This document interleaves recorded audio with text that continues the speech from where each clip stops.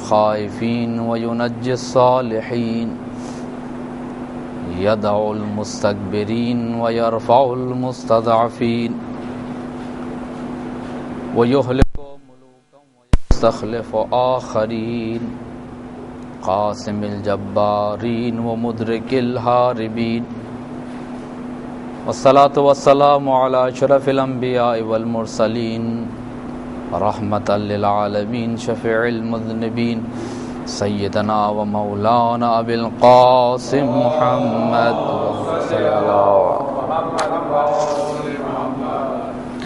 وعلى أهل بيته الطيبين الطاهرين المعصومين الذين أذهب الله عنهم الرجس وطهرهم تطهيرا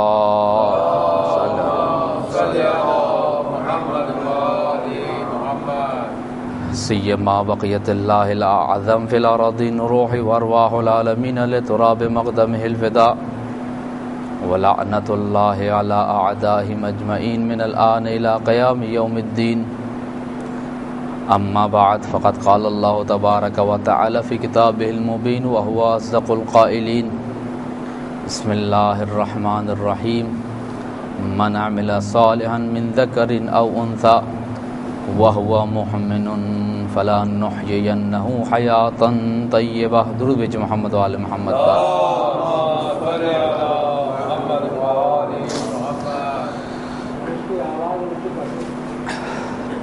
درود بھیجو محمد وآل محمد پر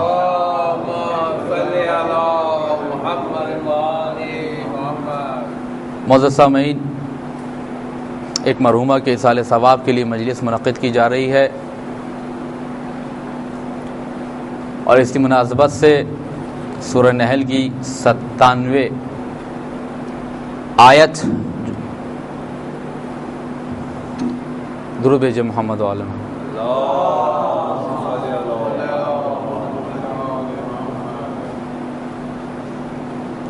آیت نمبر 97 کی تلاوت کا شرف حاصل کیا کہ جس میں خداوند عالم ایک مومن اور مومنہ کو اس کی زندگی کے ثمرات سے آگاہ کر رہا ہے۔ من عمل صالحا من ذکر او انثى وهو مؤمن فلا نحيينه حیاتا طیبہ، کہ جو کوئی بھی عمل صالح نیک عمل انجام دے من ذکر او انثى، خواہ وہ مرد ہو انجام دینے والا یا عورت ہو، وَهُوَ مُؤْمِنٌ، لیکن شرط یہ ہے کہ عمل صالح کو انجام دینے والا مؤمن ہونا چاہیے، تو اس کی جزا خداوند عالم اس شکل میں عطا کرے گا، فَلَا نُحْيِيَنَّهُ حَيَاةً طَيِّبَةً، ہم اس کو حیات دیں گے، لیکن وہ حیات جو تمہارے تصور سے بالاتر ہے، حیات طیبہ اسے عطا کریں گے۔ حیات طیبہ یعنی حیات پاکیزہ، پاکیزہ زندگی اسے عطا کی جائے گی۔ درود بھیجو محمد وآل محمد پر پنکھا درود بھیجو محمد وآل محمد پر۔ عزیزان گرامی، لہذا چاہتا ہوں کہ حیات طیبہ کے مقدمات کہ ہمیں کس طرح حیات طیبہ عطا کی جا سکتی ہے اور ہم کس طرح حیات طیبہ حاصل کر سکتے ہیں، اس لیے کہ خداوند عالم کی بہت سی نعمتیں ہیں کہ جو خداوند عالم نے ہمیں بغیر کسی سوال کے، بغیر کسی درخواست کے، بغیر کسی التجا کے، بغیر کسی دعا کے ہمیں عطا کر دی ہیں، لیکن کچھ نعمتیں ایسی ہیں کہ جن کے لیے ارشاد ہوا ہے، اہل بیت علیہم السلام آل محمد صلی اللہ علیہ وآلہ وسلم نے ارشاد فرمایا کہ جب تک انسان خدا سے ان نعمتوں کا سوال نہیں کرے گا وہ نعمت اسے عطا نہیں کی جائے گی، وہ نعمت عطا نہیں کی جائے گی۔ مادی نعمتیں انسان کو بغیر کسی دعا اور التجا اور بخشش کے خداوند عالم نے بغیر کسی عوض و بدلے کے عطا کر دی ہیں، لیکن روحانی نعمتوں کے لیے کہا کہ اگر تم روحانی نعمتیں حاصل کرنا چاہتے ہو تو پھر تمہیں خدا سے دعا کرنی پڑے گی، اسٹرگل کرنی پڑے گی، جدوجہد کرنی پڑے گی، رائے حق میں استقامت کرنی پڑے گی، تب جا کر تمہیں وہ روحانی نعمتیں آئیں گی۔ ہم نے تم کو ظاہری اور مادی وجود دیا ہے، لیکن اگر چاہتے ہو کہ حقیقی باطنی اور روحانی زندگی تمہیں عطا کی جائے تو خدا کی بارگاہ میں اس سے سوال کرو۔ درود بھیجے محمد و آل محمد پر۔ من عمل صالحا، عربی زبان میں من ذی روح کے لیے، ذی نفس کے لیے استعمال کیا جاتا ہے۔ جو کوئی بھی، یسبح للہ من فی السماوات وما فی الارض، اللہ کی تسبیح کرتا ہے جو کچھ آسمانوں میں ہو، جو کچھ زمینوں میں ہے۔ یعنی ہم بہت سے موجودات کو، مثال کے طور پر پتھروں کو یا جمادات کو سمجھتے ہیں کہ یہ حس نہیں رکھتے، یہ ان میں زندگی نہیں، ان میں شعور نہیں ہے، لیکن خداوند عالم فرما رہا ہے کہ ان میں شعور ہے، ان میں زندگی۔ یسبح للہ ما فی السماوات من فی السماوات، دونوں طریقے سے، یعنی جو کچھ بھی ہے وہ خدا کی تسبیح کر رہا ہے۔ یہاں پہ ارشاد رب العزت ہوا من عمل صالحا، جو کوئی بھی عمل صالح انجام دے، نیک عمل انجام دے، مثبت عمل انجام دے، نیکی کا عمل انجام دے، عمل خیر انجام دے، کوئی بھی انجام دے، من ذکر او انثی، اس کو کہا من بیانیہ، یعنی اب اس کی ڈیٹیل آ رہی ہے۔ من کون ہے؟ جو کوئی بھی، جو خدا نے فرمایا جو کوئی بھی نیک عمل انجام دے، اس کے لیے فرمایا من ذکر او انثی، خواہ وہ مرد ہو یا عورت۔ تو یہاں سے پتہ چلا خداوند عالم کی بارگاہ میں مرد ہونا یا عورت ہونا افضل نہیں عزیزان گرامی، بلکہ اپنی ذمہ داریوں کو ادا کرتے ہوئے کارہائے نیک انجام دینا افضلیت رکھتا ہے۔ مرد ہونا افضل نہیں ہے، لہذا مرد حضرات تصور نہ کریں ہم مرد ہیں تو جناب ہم سپر ہیں، خواتین سے الرجال قوامون علی النساء، جناب ہمیں خدا نے کمانے والا، روٹی لانے والا بنایا ہے، نبی ہم میں سے، امام ہم میں سے، ہادی ہم میں سے، جتنے رسول آئے ہم میں سے سب مرد ہیں، لہذا ہم افضل نہیں ہے۔ زندگی گرامی خداوند عالم فرما رہا ہے کہ مرد ہونا یا عورت ہونا افضل نہیں ہے، بلکہ انسان جس جنس میں خلق کیا گیا ہے ان کی اپنی صفات کو مد نظر رکھتے ہوئے انسان اگر اپنی ذمہ داریوں کو ادا کرے یہ افضلیت کا باعث بنتا ہے۔ ان اکرمکم عند اللہ اتقاکم، تم میں سے جو کوئی بھی تقوی رکھتا ہے، خواہ وہ مرد ہو یا عورت، اگر صاحب تقوی ہے، صاحب کردار ہے تو خدا کی بارگاہ میں منزلت والا ہے، وہ خدا کی بارگاہ میں منزلت والا ہے۔ درود بھیجئے محمد وآل محمد۔ من ذکر او انثی، خواہ مرد ہو یا عورت، وہو مؤمنون، اب اصلی شرط یہ ہے نیک عمل کو خدا کی بارگاہ میں قبول کرانے کی شرط ہی ایمان ہے۔ انما یتقبل اللہ من المتقین، خدا صرف اہل تقوی سے عمل کو قبول کرتا ہے۔ جن کے پاس تقوی نہیں، جن کے پاس کردار نہیں، جن کا دامن گناہوں میں آلودہ ہے، خدا ان کا عمل قبول نہیں کرتا۔ انما حصر ہے، انما یعنی فقط اور فقط اگر خدا کسی کا عمل قبول کرتا ہے تو وہ اہل تقوی ہیں، وہ اہل تقوی ہیں۔ عزیزان گرامی وَهُوَ مُؤْمِنٌ، بنیادی شرط یہ ہے انسان کے اعمال کی کہ وہ خدا کی بارگاہ میں قبول ہو جائیں، انسان کی پوری زندگی خدا کی بارگاہ میں قبول ہو جائے۔ ایک نماز، دو نماز، ایک صدقہ، دو صدقہ، ایک حج، دو حج، ایک زیارت، دو زیارت کے سوال نہیں ہے یہاں۔ وَلَا نُحْيِيَنَّهُ حَيَاةً طَيِّبَةً، ہم اسے پاکیزہ حیات عطا کریں گے جو ایمان کی منزل پر ہوگا۔ درود بھیجئے محمد و آل محمد پر۔ لہذا مرد ہونا یا عورت ہونا افضل نہیں ہے۔ خداوند عالم نے اگر کسی کو مرد بنایا ہے تو اس میں فخر کی بات نہیں، کسی کو صنف نازک کا درجہ دیا ہے تو اس میں انسان کے تکبر کی بات نہیں ہے، بلکہ یہ خدا کی عبودیت کی نشانی ہے کہ انسان خواہ مرد ہو یا عورت اپنی ذمہ داریوں کو سنبھالے۔ اس لیے کہ نفسیات میں بھی اس پہ بحث کی گئی ہے اور احادیث میں بھی کثرت کے ساتھ اس پر گفتگو کی گئی ہے کہ مرد اگر مرد ہے اور اس میں خداوند عالم نے جو مردانہ صفات، مزاج، خصوصیات رکھی ہیں عزیزان گرامی، یا عورت میں صنف نازک ہونے کے ناطے جو خاص جذبات، خیالات، احساسات رکھے ہیں ان کے ناطے دونوں کی الگ الگ ذمہ داریاں ہیں. یعنی مرد کو اگر خداوند عالم نے خاص صفات کے ساتھ پیدا کیا ہے تو اس سے خاص قسم کی ذمہ داری کا مطالبہ کیا ہے, اور صنف نازک کو اگر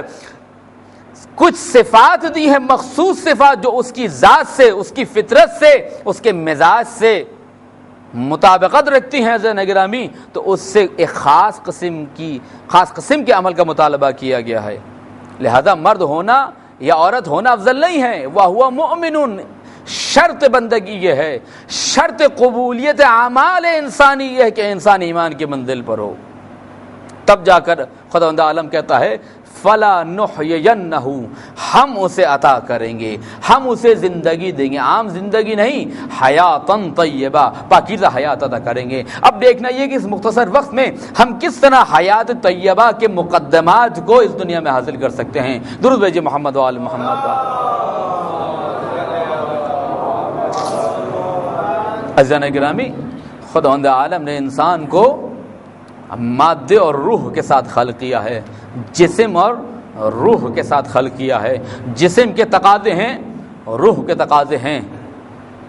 جسم کی ریکوائرمنٹس ہیں, روح کے اپنے مطالبات ہیں. مادی دنیا کسی اور چیز کا تقاضا کرتی ہے, روحانی دنیا کسی اور چیز کا تقاضا کرتی ہے. اسلام کی جامعیت کی نشانی یہی ہے کہ اسلام نے عیسائیت کی طرح نہ صرف روحانیت پہ زور دیا, نہ دوسرے ادیان و مکاتب کی طرح مادیت پہ زور دیا. توجہ فرمائیے گا, اسلام سے قبل جتنے بھی ادیان و مکاتب اور آئیڈیا گزرے ہیں یا نظریات گزرے ہیں, ان سب میں یا صرف دنیا پہ توجہ دی گئی ہے یا صرف آخرت پہ توجہ دی گئی ہے.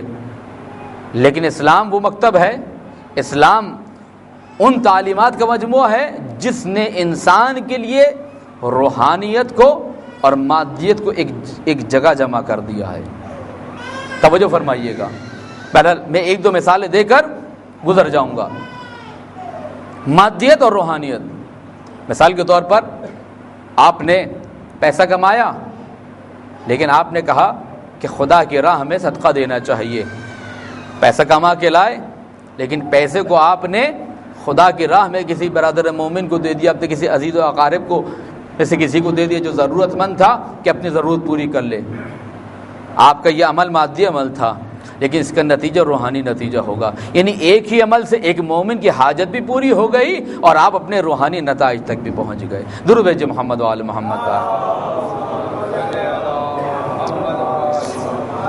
یا اسی طرح مسلمانوں کو حکم دیا کہ ایک کعبے کے سامنے کھڑے ہو کر دن میں 5 مرتبہ طہارت کے ساتھ, بدن کی طہارت, جسم کی طہارت, جگہ کی طہارت, تمام طہارتوں کے ساتھ باوضو ہو کر, پاکیزہ ہو کر, صاف ستھرے کپڑے پہن کر خدا کی بارگاہ میں کھڑے ہو جا. قبلہ رخ, سب کا قبلہ ایک ہی طرف ہوگا اور سب ایک ہی زبان میں خدا کی حمد و ثنا بجلائیں گے نماز میں. اب یہ خدا کی عبادت ہے یا نہیں ہے؟ روزہ خدا کی عبادت ہے. الصوم لی وانا اجزی بہ یا انا اجزی بہ, دونوں طریقے سے روایت مشہور ہے کہ روزہ میری عبادت ہے اور میں اس کی جزا دینے والا ہوں. لیکن اگر کوئی روزہ نہ رکھے یا روزہ توڑ دے یا اس پہ کسی بھی وجہ سے کفارہ واجب ہو جائے تو آپ کیا کرتے ہیں؟ کچھ روزے کی قضا ہوتی ہے, کچھ صرف کفارے ہوتے ہیں, کچھ میں جو ہے نا قضا اور کفارے دونوں واجب ہوتے ہیں. اب خداوند عالم نے کیا کہا؟ روزہ میری عبادت ہے, میرے لیے رکھا گیا ہے, لیکن اب جو تم کفارہ دو گے وہ اپنے ہی جیسے بندوں کی ضرورت کو پورا کرنے کے لیے دو گے. یہ مادیت و معنویت ایک جگہ کہ قضا بھی پوری ہو گئی اور معاشرے میں ایک انسانی فرد, ایک مسلمان, ایک مومن کی مشکلات بھی حل ہو گئی. درود بھیجئے محمد و آل محمد. تو مادیت کو اور روحانیت کو ایک جگہ جمع کر دیا. تو میں عرض کر رہا تھا حیات طیبہ, یعنی انسان کو مادے کے ساتھ اور روح کے ساتھ خلق کیا ہے. اب اگر حیات طیبہ چاہتے ہیں کہ ہمیں دنیا میں بھی اس کے آثار نظر آئیں اور آخرت میں بھی, تو کیا کریں؟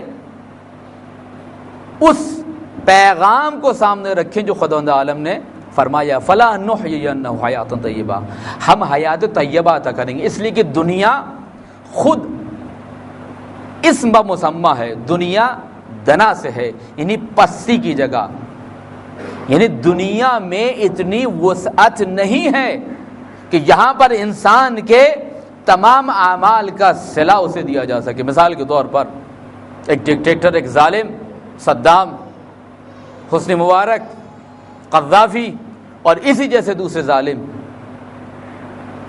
کہ جنہوں نے انسانیت کا قتل عام کیا، خون بہایا، سفاکت، بربریت ان کے عمل سے ظاہر تھی۔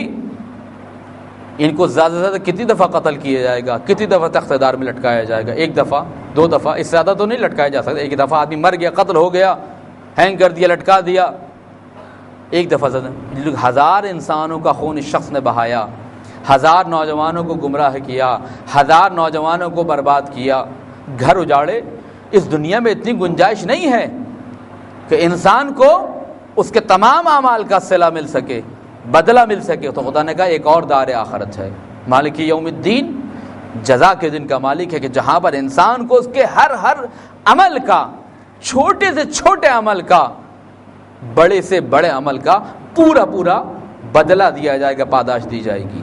لہذا اب حیات طیبہ لینی ہے، پاکیزہ حیات لینی ہے، تو اس کے لیے ہمیں اپنے روح کی طرف متوجہ ہونا ہے۔ اہل بیت علیہ السلام نے پیغام اہل بیت یہ تھا، پیغام آل محمد یہ تھا کہ اپنی روح کی طرف متوجہ ہو، اپنی روح کی صفائی ستھرائی، طہارت، پاکیزگی کا خیال رکھو۔ اس لیے کہ عزیزان گرامی، جیسے میں نے کہا کہ جسم کے اپنے مطالبات ہیں، روح کے اپنے مطالبات ہیں۔ جسم کی اپنی دنیا ہے، روح کی اپنی دنیا ہے۔ جسم کسی اور چیز کا تقاضا کرتا ہے، روح کسی اور چیز کی تقاضا کرتی ہے۔ مثال کے طور پر جس طرح جسم ہے، جسم کے لیے بیماری ہے، صحت ہے، ڈاکٹر ہیں، علاج ہے، پرہیز ہے، اور آخرکار انسان کا بدن مر جاتا ہے، اسی طریقے سے انسان کی روح کی بھی زندگی ہے، موت ہے، طبیب ہیں، معالج ہیں، بیماری ہے، پرہیز ہے، علاج و معالجہ ہے، بے نہیں۔ جو جسم کے لیے ہے وہی روح کے لیے ہے، لیکن دونوں میں ایک بنیادی فرق ہے عزیزان گرامی۔ بنیادی فرق کیا ہے؟ اور بدن کا نظام خداوند عالم نے ایسا بنایا ہے کہ اس بدن کا اگر کوئی نقصان ہوتا ہے تو وہ اسی دنیا تک محدود ہوتا ہے، اسی دنیا تک محدود ہوتا ہے۔ ایک صحابی تھے، رسول اکرم کے نابینا تھے، رسول اکرم کی خدمت میں آئے، یا رسول اللہ میں آنکھ سے نابینا ہوں، چاہتا ہوں کہ آپ مجھے بینائی عطا کریں اللہ کے حکم سے۔ توسل یہی تو ہے کہ ہم اہل بیت کو وسیلہ قرار دیتے ہیں اللہ کی بارگاہ میں، اللہ کے اذن سے، اللہ کی اجازت سے۔ لہذا آپ مجھے بینائی عطا کریں۔ رسول اللہ نے دعا کی اور ان کو بینائی مل گئی، شفا پا گئے، آنکھوں میں نور آ گیا۔ رات کو خواب میں دیکھا کہ وہ جنت میں بیٹھے ہیں، لیکن جس پلنگ پہ یا جس مسہری پہ بیٹھے ہیں یا جس تخت پہ بیٹھے ہیں اس کا ایک پایا نہیں ہے۔ دونوں آنکھوں سے نابینا تھے، ایک آنکھ کی روشنی آ گئی۔ اگلی صبح پہنچے پریشان، یا رسول اللہ ہم نے خواب دیکھا ہے، خواب بھی عجیب ہے کہ جس تخت پہ بیٹھے ہیں اس کا ایک پایا نہیں ہے۔ رسول اللہ نے کہا تم جو دنیا میں، توجہ فرمائیے گا، تم نے دنیا میں دونوں آنکھوں کی بینائی سے جو محروم تھے، تم نے یہاں پر خدا سے ایک آنکھ کی بینائی کا سوال کیا، خدا نے دے تو دی لیکن وہاں کا اجر کم کر دیا، وہاں کا اجر کم کر دیا۔ اس لیے حدیث میں ہے کہ انسان کو اگر پتہ چل جائے یہ مصیبتیں، یہ مشکلات جو خداوند عالم کی طرف سے آتی ہیں، اس لیے کہ بہت سی مشکلات انسان کی اپنی بنائی بھی ہوتی ہیں، وہ خدا کے کھاتے میں ڈال رہا ہوتا ہے انسان، جو خداوند عالم امتحان، ابتلاء اور آزمائش کے لیے تمہاری زندگی میں ڈالتا ہے۔ اگر تمہیں پتہ چل جائے ان کا فلسفہ کیا ہے اور ان کا ثواب کیا ہے، تو تم روز قیامت یا آرزو کرو گے کاش میرے پورے بدن کو آریوں سے چھلنی کر دیا جاتا، ٹکڑے ٹکڑے کر دیا جاتا۔ کہ انسان چونکہ عجول ہے، عجلت پسند ہے، ہر چیز اپنے فائدے کے لیے چاہتا ہے، لہذا ہر چیز چاہتا ہے اسی دنیا میں مل جائے۔ درود بھیجئے محمد و آل محمد۔ تو عزیزان گرامی، دنیا میں جسم کا نظام ایسا ہے کہ اگر جسم کو کوئی نقصان ہوتا ہے تو وہ اسی دنیا تک کہ آخرت میں اس سے کچھ کم نہیں ہوگا۔ ایک اور صحابی تھے، رسول اکرم کے نابینا تھے، دن کے وقت تو کوئی نہ کوئی ہاتھ پکڑ کر مسجد میں لے آتا تھا کہ آئیے آپ جا رہے ہیں ہم آپ کو مسجد پہنچا دیں، لیکن صبح کے وقت معمولاً لوگوں کی تعداد کم ہوتی تھی، لہذا نہیں پہنچ پاتے تھے۔ تو ایک دفعہ رسول اللہ کی خدمت میں عرض کہ یا رسول اللہ، کیا آپ مجھے اس بات کی رخصت عطا کرتے ہیں کہ میں اپنے نابینا ہونے کے سبب، توجہ فرمائیے گا، میں اپنے نابینا ہونے کے سبب صبح کی نماز میں مسجد میں جماعت میں شرکت نہیں کر سکتا، تو کیا میری نابینائی عذر بن سکتی ہے کہ میں نماز با جماعت میں فجر میں حاضر نہ ہوں؟ رسول اکرم نے کہا اپنے گھر کے دروازے سے لے کر مسجد کے دروازے تک ایک تناب باندھ لو، ایک رسی باندھ لو، جب کوئی نہ ملے تو پھر اس تناب کے ذریعے سے اس کا سہارا لیتے ہوئے مسجد میں آ جاؤ، لیکن ثواب سے، جماعت کے ثواب سے محروم نہ ہو، کیونکہ خدا نے تمہاری آنکھوں کا نور تم سے لیا ہے، لیکن اپنے آپ کو عالم آخرت کے ثواب سے محروم نہ کرو۔ درود بھیجو محمد و آل محمد۔ تو اگر دنیا میں جسم کو کوئی نقصان ہوتا ہے، خدا نخواستہ کسی کو کوئی عضو ضائع ہو جائے، ہاتھ کٹ یا پیر کٹ جائے، لیکن آخرت میں عزیزان گرامی اس کا جسم جو اس کو عطا کیا جائے اس نیک اعمال کے بدلے میں وہ صحیح و سالم ہوگا۔ بہت سے ایسے افراد تھے جو اس دنیا میں اپاہج تھے، ہاتھ نہیں تھا، پیر نہیں تھا، آنکھیں نہیں تھیں، قوت سماعت نہیں تھی، قوت بصارت نہیں تھی، قوت گویائی نہیں تھی، لیکن عالم آخرت میں ان کا اجر پورا ہے، کیونکہ قرآن کی آیت ہے واضح طور پر۔ ایک شخص جو دنیا میں آنکھوں والا تھا، بینائی والا تھا، دیکھتا تھا، وہ روز قیامت اندھا محشور کیا جائے گا۔ رب لما حشرتنی اعمی، خداوندہ تو نے مجھے اندھا کیوں محشور کیا عالم آخرت میں؟ توجہ فرمائیے گا، حیات طیبہ کے آثار یہیں سے نمودار ہونے چاہیے زندگی میں، حیات طیبہ کے مقدمات یہیں سے فراہم کیے جاتے ہیں عزیزان گرامی۔ لما حشرتنی اعمی، اے خدا تو نے مجھے دنیا میں تو آنکھوں والا بنایا تھا، اب اس دنیا میں مجھ سے یہ نور بصارت کیوں چھین لیا؟ توجہ فرمائیے گا۔ خدا کہے گا اس لیے کہ دنیا کی زندگی اور ہے، آخرت کی زندگی اور ہے۔ دنیا میں نعمتوں کا ملنے کا سبب یہ نہیں، اس کا نتیجہ یہ نہیں ہوتا کہ آخرت میں بھی تمہارا دامن نعمتوں سے بھر دیا جائے گا۔ وہاں اگر آنکھوں والے تھے، وہاں اگر سماعت والے تھے، وہاں اگر قوت و فیصلہ رکھتے تھے، تو یہاں پر بھی تمہیں وہ نعمتیں ملیں گی۔ وہاں پر ہماری آیتیں تمہارے پاس آتی تھیں، وہاں پر ہماری نشانیاں تمہارے پاس آتی تھیں، وہاں پر حق بات کی تلقین کی جاتی تھی، تو تم ان سے صرف نظر کرتے تھے۔ تو آج ہم تم سے صرف نظر کریں گے۔ تم نے دنیا میں اپنی ظاہری آنکھوں کو تو خوب چمکایا، تم نے اپنی بینائی کو تو خوب بصارت ادا کی ہے، لیکن تم نے اپنی دل کی آنکھوں کو نابینا کر دیا زندگی گرامی۔ لہذا انسانی تصور مت کرے کہ اگر یہاں پر اچھا ہے تو وہاں پہ بھی اچھا مل جائے گا، یہاں پر بصارت ہے تو وہاں پر بھی بصیرت مل جائے گی۔ خدا کہہ رہا ہے قرآن مجید میں کہ وہ بصارت اور ہے جو دنیا میں ملتی ہے، اور وہ بصارت اور ہے جو آخرت میں ملتی ہے۔ دنیا کی بصارت ہم عطا کرتے ہیں، اور آخرت کی بصارت نیک اعمال سے تم اپنے لیے مہیا کرتے ہو۔ درود بھیجو محمد و آل محمد۔ تو اگر دنیا میں کوئی نقصان ہوتا ہے تو اسی دنیا تک اس کا نقصان ہے، عالم آخرت میں اس کا اجر کم نہیں کیا جائے گا۔ لیکن اگر روح کا نقصان ہو جائے، روح حلال کے بجائے حرام غذا کی طرف مائل ہو جائے، انسان گانا سننے میں لذت محسوس کرے، خواتین بے حجابی کو ماڈرنزم کا نام دیں، گلیمرزم کا نام دیں کہ جناب کیسے رہا جائے گا، شادی ہے کوئی مجلس رضا تھوڑی کہ پردہ کریں۔ اچھی اچھی خواتین اپنا حجاب اتار دیتی ہیں، پردہ اتار دیتی ہیں، یا میک اپ کے ساتھ بازاروں میں جاتی ہیں، یا محفل میلاد میں یا مجلسوں میں یا بن ٹھن کر جناب دوسرے محافل و میلاد میں آتی ہیں۔ نوجوان یہ کہیں جناب داڑھی رکھنے سے ہم دقیانوسی کہلاتے ہیں، بزرگ یہ کہیں کہ جناب اگر ہم داڑھی رکھ لیں گے تو لوگ ہمیں کہیں گے جناب آپ کو کیا ہو گیا ہے۔ بچوں کو نصیحت کریں تو جناب ہم سے کہا جائے گا کیوں ڈانٹ رہے ہو بچوں کو، کیوں ان کی دنیا خراب کر رہے ہو۔ عزیزان گرامی، یہ ہمارا عمل ہمارے نظریات کی نشاندہی کر رہا ہے۔ اگر ہم اہل بیت کے ماننے والے ہوتے تو آج ہمارے گھروں کی، ہماری مسجدوں کی، ہمارے ممبروں کی، ہمارے امام بارگاہوں کی، ہماری قوم کی اجتماعی ثقافتی سیاسی حالت یہ نہ ہوتی جو آج ہے، کیونکہ ہم نے صرف نام لیا اہل بیت کا اور ان کی تعلیمات کو چھوڑ دیا۔ ایسا ضرورت ہے کہ ہم ایک دفعہ پھر حیات طیبہ کو حاصل کرنے کے لیے اس پیغام ازلی کو اپنے سامنے رکھیں جو خداوند عالم نے قرآن میں اپنے رسول محمد رسول اللہ صلی اللہ علیہ وآلہ وسلم اور ان کی پاکیزہ آل کے ذریعے سے ہم تک پہنچایا. دین کا پیغام، شریعت کا پیغام، زندگی کا پیغام، عزت کا پیغام، سربلندی کا پیغام، دنیا میں ترقی کا پیغام اور آخرت میں نجات، فلاح اور کامیابی کا پیغام. کیسے حاصل کریں؟ روح کو توجہ دیں. میں یہ نہیں کہتا کہ جسم کو چھوڑ دیں، جسم کے ساتھ روح ہے. حلال غذا کھائیں گے تو اس لقمہ حلال کا جسم پہ بھی اثر ہوگا اور روح پہ بھی اثر ہوگا. بہرحال دامن وقت میں گنجائش نہیں کہ میں جسم اور روح کے تعلق کو بیان کروں کہ روح جسم کی کس طرح تاثر لیتی ہے اور جسم روح کو کس طرح اثرات سے نوازتا ہے.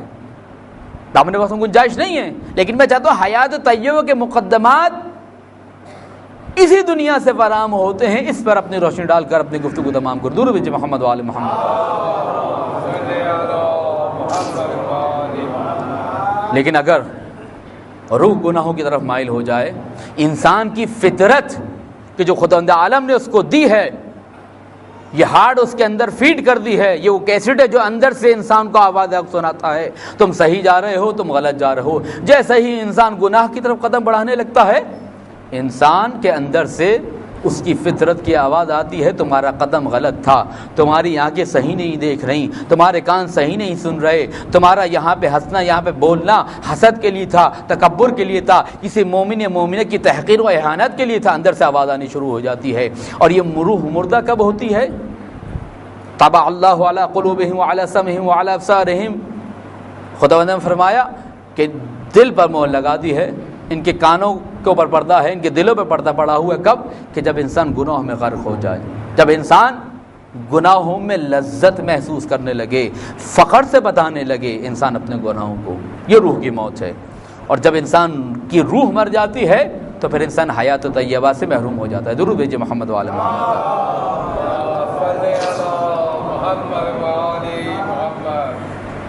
من عمل صالحا، نیک عمل انجام دے، من ذکر او انثی، مرد ہو یا عورت، فلا نحیینہ حیاتا طیبہ، اور وہ حیات طیبہ ہم اسے عطا کریں گے. عزیزان گرامی، یہ حیات طیبہ کس طرح حاصل کی جائے؟ اہل بیت سے پوچھیں، امام حسین علیہ السلام سے پوچھیں. ہم امام حسین کا ماتم تو بہت کرتے ہیں، ان کا غم مناتے ہیں، حق ہے، لیکن کبھی امام سے پوچھیں مولا بتائیے کہ کس طرح اس حیات طیبہ کو، اس پاکیزہ حیات کو حاصل کیا جائے. 9 ذی الحجہ حضرت مسلم کی شہادت کی تاریخ ہے، اتوار کا دن ہے، لیکن یہ 9 ذی الحجہ ایک اور عظیم تاریخ رکھتی ہے. عرفے کا دن ہے، میدان عرفات میں حاجی جمع ہوتے ہیں. مستحب ہے انسان کے لیے کہ وہ امام حسین کی زیارت کے لیے جائے، بلکہ روایت میں ہے کہ خدا پہلے حسین کے زائروں پر نظر کرم ڈالتا ہے، بعد میں اپنے حج کا طواف کرنے والوں، اپنے کعبے کے طواف کرنے والوں پر نظر کرم ڈالتا ہے. یہ حسین جس کے زائروں پر پہلے نظر کرم ڈالی جاتی ہے، اس حسین کی ایک دعا ہے. اس دعا کو میں دعائے عرفہ کے بجائے کہتا ہوں خدائے حسین بے زبان امام حسین. اگر حسین کو پہچاننا ہے تو حسین کو، خدا کو پہچانو. کس طرح امام حسین نے اپنے خدا کی تعریف کی ہے، کس طرح امام حسین نے دعائے عرفہ میں اپنے خدا کی صفات بیان کی ہیں، کس طرح کربلا بسانے والے حسین نے اپنی خدا کی حمد و ثنا کی دعائے عرفہ میں. صرف 1-2 جملے عرض کر کے اپنی گفتگو کو تمام کروں گا. حق یہ ہے کہ یہ دعا پڑھی جائے. ہم اہل بیت کو تو مانتے ہیں، لیکن اہل بیت کی نہیں مانتے، ان کے اقوال کو نہیں مانتے، ان کی سیرت کو نہیں مانتے، ان کی اطاعت نہیں کرتے. ایسی محبت انسان کے کام آنے والی نہیں. دنیا کی محبت جو ہمیں، جس کے مظاہر آج ٹیلی ویژن میں، انٹرنیٹ پر، میڈیا میں ہر جگہ نظر آتے، محبت کا پہلا اصول یہ ہے کہ محبوب کی خوشی، رضا اور ناراضگی کو مقدم رکھا جائے اپنی خوشی اور ناراضگی پر. جس سے محبت کی جاتی ہے انسان چاہتا ہے اسے خوش رکھے، اسے سکھی رکھے، اسے ہنستا مسکراتا دیکھے۔ لیکن ہم کیسی محبت کرتے ہیں؟ حسین کو تو مانتے ہیں لیکن حسین کی بات ماننے کے لیے تیار نہیں ہوتے۔ امام حسین علیہ السلام سے پوچھیے، مولا حسین بتائیے کہ کس طرح اس پاکیزہ زندگی کو حاصل کریں اس دنیا میں تاکہ خداوند عالم روز قیامت ہمیں پاکیزہ زندگی عطا کرے۔ امام حسین کا ایک جملہ، بہت ہی معروف جملہ دعا عرفہ کے آخر میں، کہ راوی کہتا ہے جب دعا عرفہ ختم ہو گئی امام حسین کے آنسو بہ رہے تھے، لڑیوں کی مانند امام کی ریش مبارک کو تر کر رہے تھے، امام کے لباس کو تر کر رہے تھے، اور جہاں کھڑے تھے وہ جگہ تر ہو گئی تھی۔ حسین اپنے خدا کی بارگاہ میں کھڑا ہوا مناجات کر رہا ہے، عمیت عین، اندھی ہو جائے وہاں لا تراک علیہ رقیبا، جو تجھے اپنے اوپر حافظ و نگہبان نہ سمجھے۔ کون کہہ رہے ہیں؟ امام حسین۔ اندھی ہو جائے، عمیت عین، نابینا ہے وہ انسان، اگر وہ دنیا کی نعمتیں دیکھ رہا ہے، سن رہا ہے، بول رہا ہے، کھا رہا ہے، پی رہا ہے، یہ انسان نہیں ہے۔ انسان وہ ہے جو خدا کو حاضر و ناظر رکھے، جو خدا کو حاضر و ناظر جانے اپنے تمام اعمال میں۔ عمیت عین، اندھی ہے وہ آنکھ، نابینا ہے وہ آنکھ، نہیں دیکھتا حقائق کو وہ انسان۔ لا تراک علیہ رقیبا، جو اپنے اوپر خدا کو حاضر و ناظر نہیں جانتا۔ اس کا کیا مطلب ہے؟ اس کا مطلب یہ کہ امام حسین علیہ السلام یہ بتانا چاہ رہے ہیں کہ خدا کو حاضر و ناظر سمجھو۔ جب انسان خدا کو حاضر و ناظر سمجھے گا تو وہ اپنے اعمال کی اصلاح کرے گا، اور جب اپنے اعمال کی اصلاح کرے گا تو خود بخود انسان میں یہ صلاحیت پیدا ہوگی کہ اپنے آپ کو اس پاکیزہ زندگی کے حاصل کرنے کے لیے آماد و تیار کر سکے۔ درود بھیجیں محمد و آل محمد پر۔ عزیزانا گرامی، ائمہ سے سیکھیں، ائمہ سے پوچھیں، ائمہ سے سوال کریں۔ یہ دعا عرفہ نعمت ہے۔ امام سجاد کی بھی ایک دعا ہے، دعا عرفہ صحیفہ کاملہ میں، کہ ضرورت اس بات کی ہے کہ اس پہ گفتگو کی جائے کہ اہل بیت نے بیش بہا خزانے، علمی خزانے، اور یہ میں بات جو کہہ رہا ہوں خزانے دولت، یہ امام کے جملے ہیں۔ ایک شخص آئے امام کے پاس، کہنے لگا مولا میں وہ فقیر ہوں، غریب ہوں، آپ میری مدد کریں۔ امام نے کہا تم فقیر نہیں ہو؟ کہا کہ نہیں مولا مجھے نیاز ہے، مجھے ضرورت ہے پیسے کی۔ کہا کہ کیا ہم سے محبت کرتے ہو؟ کہا کہ جی مولا۔ کہا کہ اگر ہم سے محبت کرتے ہو تو جان لو کہ تم تا قیامت فقیر نہیں ہو سکتے۔ اہل بیت کی محبت وہ محبت ہے کہ جو انسان کو فقر سے نکال کر غنا کی سربلندی تک پہنچا دیتی ہے۔ لہذا یہ اہل بیت کی دعائیں، یہ اہل بیت کی محبت، یہ اہل بیت کی تعصی، یہ اہل بیت پہ گریا، یہ اہل بیت کی صف ماتم میں چھانا، یہ سب کیا ہے؟ یہ بہت بڑی نعمت ہے عزیزان گرامی۔ خدا کہتا ہے کہ حیات طیبہ چاہتے ہو، اہل بیت کی پیروی کرو، مودت کا حق ادا کرو۔ ہمارا کوئی مرتا ہے تو ہم اپنے غم کو بھول کر اہل بیت کے خصوصاً کربلا والوں کے غم کو تازہ کرتے ہیں، تاکہ اس غم کی وجہ سے ہم اپنے غم کو بھول جاؤں۔ اور یہی ہوتا ہے، بڑے سے بڑا غم کیوں نہ ہو انسان بھول جاتا ہے۔ ایک مومنہ اس دنیا سے گئی ہیں، ان کا انتقال ہوا ہے، لیکن یہ دیکھیں کہ یہ مومنہ، یہ کوئی مومن جب اس دنیا سے جاتا ہے تو اپنی بے زبانی سے ہم سے یہ مطالبہ کر رہا ہوتا ہے کہ میری مجلس سویم میں آنے والوں، میری مجلس ایصال ثواب میں آنے والوں، میرا زمانہ ختم ہوا، میری مدت بیت گئی، میرا وقت تمام ہوا، اب تمہارے عمل کا موقع ہے۔ میری مجلس میں آئے ہو، ایصال ثواب کرنا چاہتے ہو، فاتحہ کے لیے ہاتھ اٹھانا چاہتے ہو، صدقہ دینا چاہتے ہو، میرے بچوں، میرے بچیوں، میرے پوتوں، میرے نواسیوں، تم میرے لیے صدقہ کرنا چاہتے ہو کرو، لیکن اپنی آخرت کو یاد رکھنا، اپنی عاقبت کو یاد رکھنا۔ ابھی تمہارے ہاتھ دعا کے لیے اٹھ سکتے ہیں، ابھی تم باحجاب ہو کر خدا کی بارگاہ میں کھڑے ہو کر نماز ادا کر سکتی ہو، ابھی تم باپردہ ہو کر معاشرے میں جا سکتی ہو، لیکن عزیزان گرامی وقت گزر گیا، مدت تمام، ملک الموت آ پہنچا تو سارے دروازے بند ہو جائیں گے۔ اور دو چیزیں ایسی جن کی قضا ممکن نہیں ہے عزیزان گرامی۔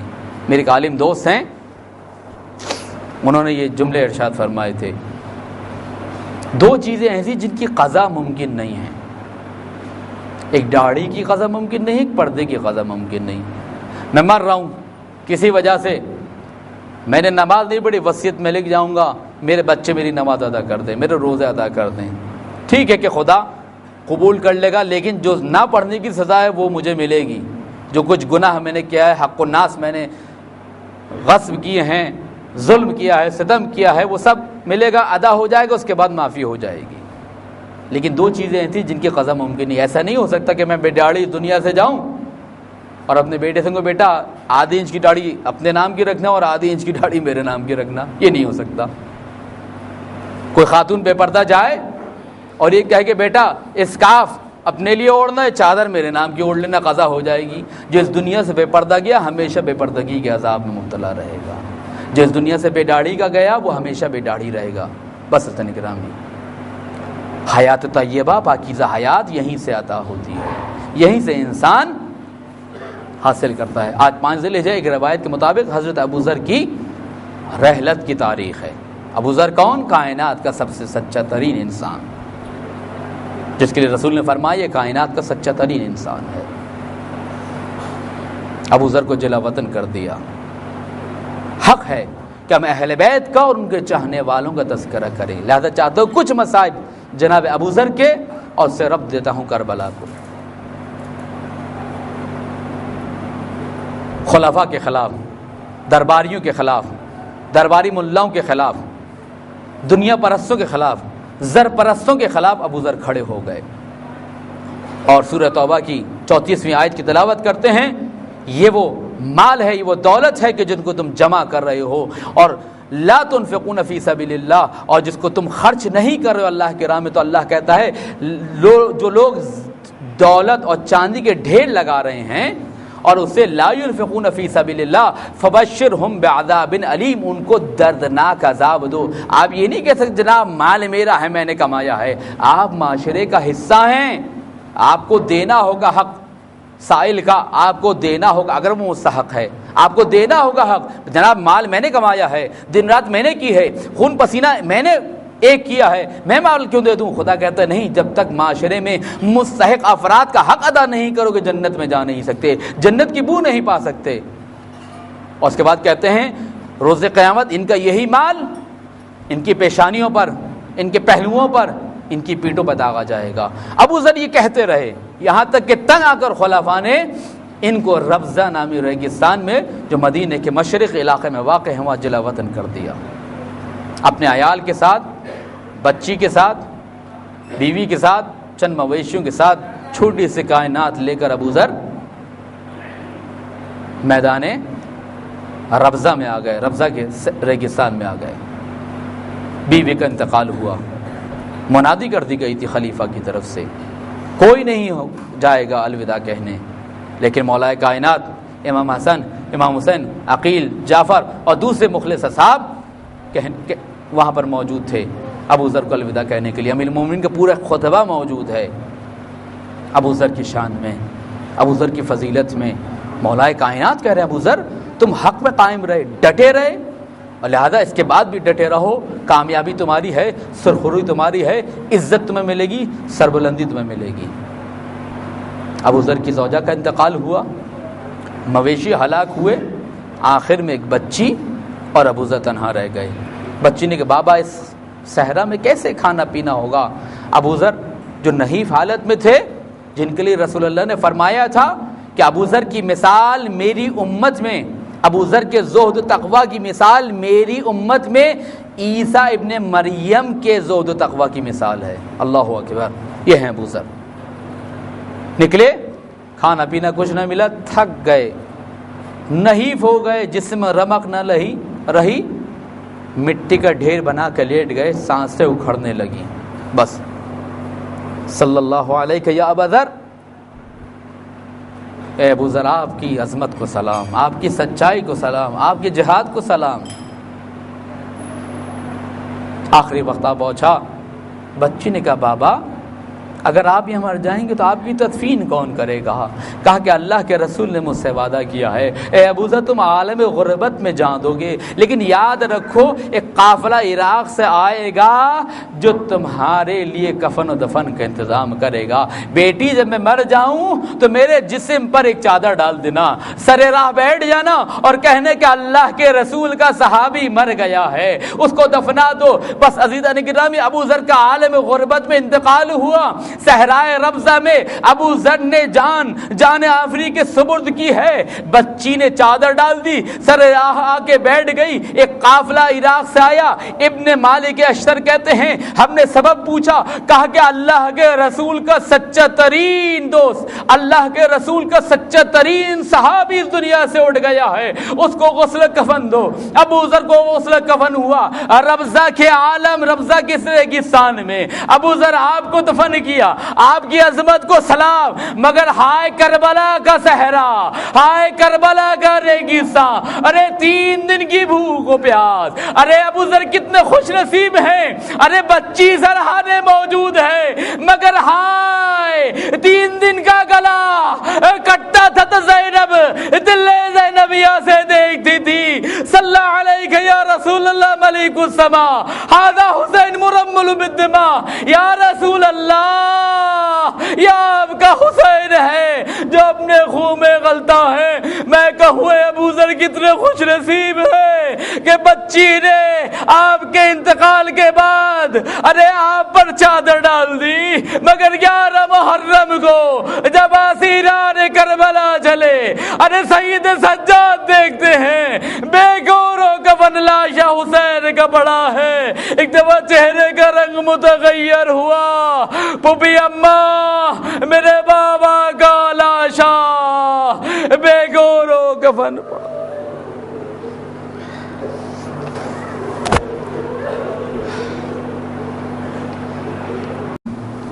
من عمل صالحا من ذکر او انثى وهو مؤمن فلنحيينه حیاتا طیبہ۔ درود بھیجو محمد و آل محمد کا۔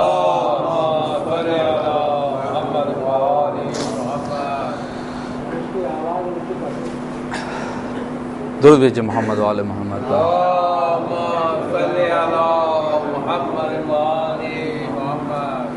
معزز سامعین، ایک مرحومہ کے ایصال ثواب کے لیے مجلس منعقد کی جا رہی ہے،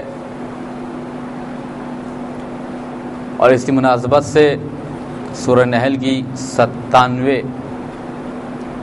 آیت درود بھیجو محمد و آل محمد۔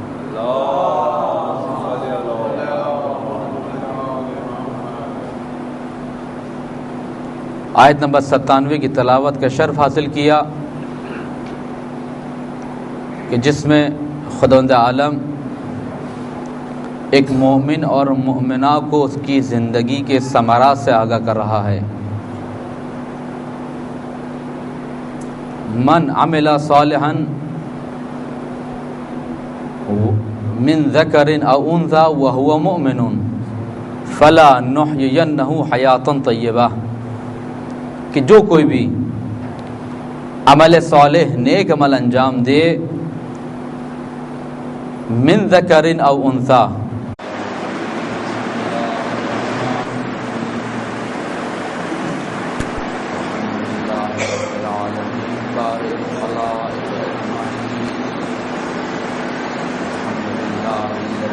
من الخائفین وینجی الصالحین، یدعو المستکبرین ویرفع المستضعفین، ویہلک ملوکا ویستخلف آخرین، قاسم الجبارین ومدرک الحاربین، والصلاة والسلام علی اشرف الانبیاء والمرسلین، رحمۃ للعالمین، شفیع المذنبین، سیدنا و مولانا ابی القاسم محمد صلی اللہ وعلی اہل بیتہ الطیبین الطاہرین المعصومین الذین اذهب اللہ عنہم الرجس وطہرہم تطہیرا۔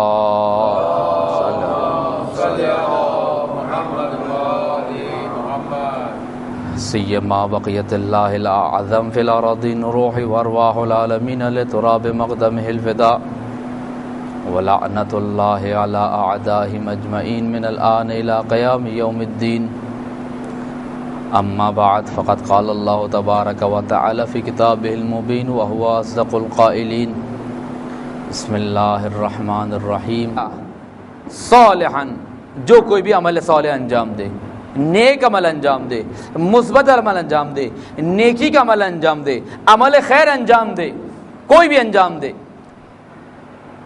من ذکر او انثی، اس کو کہا من بیانیہ، یعنی اب اس کی ڈیٹیل آ رہی ہے۔ من کون ہے؟ جو کوئی بھی، جو خدا نے فرمایا جو کوئی بھی نیک عمل انجام دے، اس کے لیے فرمایا من ذکر او انثی، خواہ وہ مرد ہو یا عورت۔ تو یہاں سے پتہ چلا خداوند عالم کی بارگاہ میں مرد ہونا یا عورت ہونا افضل نہیں عزیزان گرامی، بلکہ اپنی ذمہ داریوں کو ادا کرتے ہوئے کارہائے نیک انجام دینا افضلیت رکھتا ہے۔ مرد ہونا افضل نہیں ہے، لہذا مرد حضرات یہ تصور نہ کریں ہم مرد ہیں تو جناب ہم سپر ہیں، خواتین سے الرجال قوامون علی النساء، جناب ہمیں خدا نے کمانے والا، روٹی لانے والا بنایا ہے، نبی ہم میں سے، امام ہم میں سے، ہادی ہم میں سے، جتنے رسول آئے ہم میں سے سب مرد ہیں، لہذا ہم افضل نہیں ہے۔ عزیزان گرامی خداوند عالم فرما رہا ہے کہ مرد ہونا یا عورت ہونا افضل نہیں ہے، بلکہ انسان جس جنس میں خلق کیا گیا ہے ان کی اپنی صفات کو مد نظر رکھتے ہوئے انسان اگر اپنی ذمہ داریوں کو ادا کرے یہ افضلیت کا باعث بنتا ہے۔ ان اکرمکم عند اللہ اتقاکم، تم میں سے جو کوئی بھی تقوی رکھتا ہے، خواہ وہ مرد ہو یا عورت، اگر صاحب تقوی ہے، صاحب کردار ہے تو خدا کی بارگاہ میں منزلت والا ہے، وہ خدا کی بارگاہ میں منزلت والا ہے۔ درود بھیجئے محمد وآل محمد۔ خواہ وہ مرد ہو انجام دینے والا یا عورت ہو، وَهُوَ مُؤْمِنٌ، لیکن شرط یہ ہے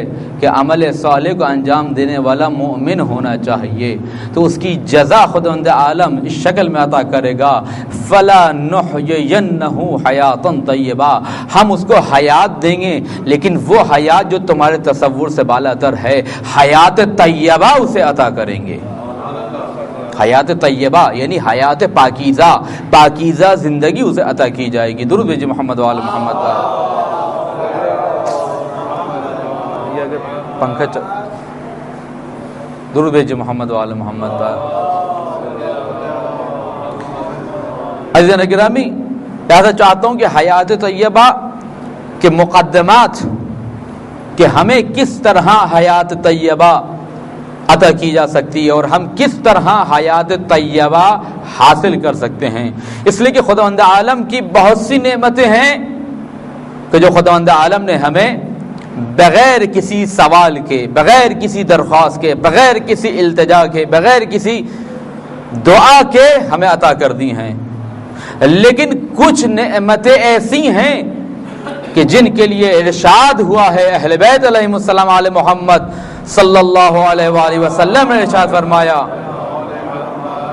کہ جب تک انسان خدا سے ان نعمتوں کا سوال نہیں کرے گا وہ نعمت اسے عطا نہیں کی جائے گی، وہ نعمت عطا نہیں کی جائے گی۔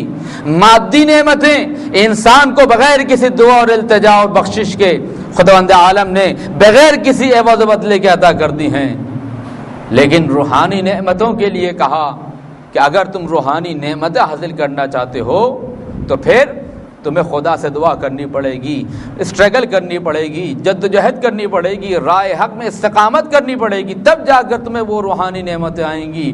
ہم نے تم کو ظاہری اور مادی وجود دیا ہے، لیکن اگر چاہتے ہو کہ حقیقی، باطنی اور روحانی زندگی تمہیں عطا کی جائے تو خدا کی بارگاہ میں اس سے سوال کرو۔ درود بھیجئے محمد وآل محمد۔